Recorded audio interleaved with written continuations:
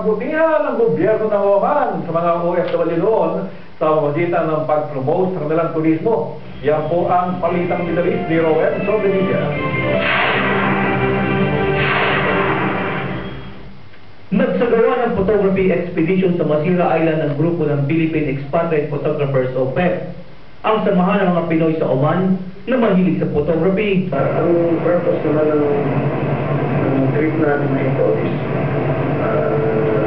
para sa goodwill naman sa government ng Oman. Kung sa gano'n na magagawa kami ng isang documentary na video at photography tungkol sa Masira Island.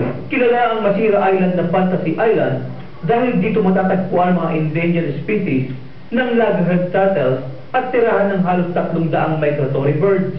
It is the group's initiative to create a sort of relationship with the Ministry of Tourism or the government of Oman, for that matter, na makikita namin yung tulong ng mga Pilipino para may promote yung tourism industry ng Oman. Mahigit 450 kilometers ang layo ng Masira Island sa Muscat at kakaunti pala na nakakarating dito kung kaya't ito ang lugar na napili nilang puntahan.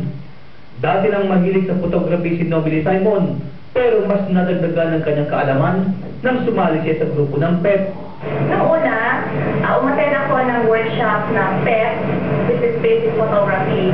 From that, I learned how to get the correct angle, appreciated the rule of thirds, and the correct lighting. Kaya naman laking tuwa niya na magpasama siya sa expedition sa Masira Island. The best na natutunan ko nung nagpunta ako ng Masira is paano i-apply or magtimpla using the shutter speed, aperture, at saka ISO. At isa na rin kung ano white balance ang aking gagamitin. At isa pa, kung kailan gagamitin ang flash.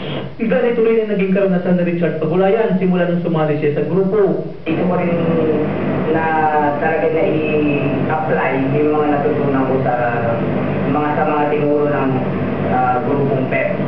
Andito rin yung pagkukuha ng landscape, sa mga ibon, sa pagkukuha sa madaling araw. Pagsasama-samahin ng grupo ang mga litrato at videos na kanilang nakuha mula sa iba't ibang lugar sa Masira at saka ipipresenta sa Ministry of Tourism ng Oman.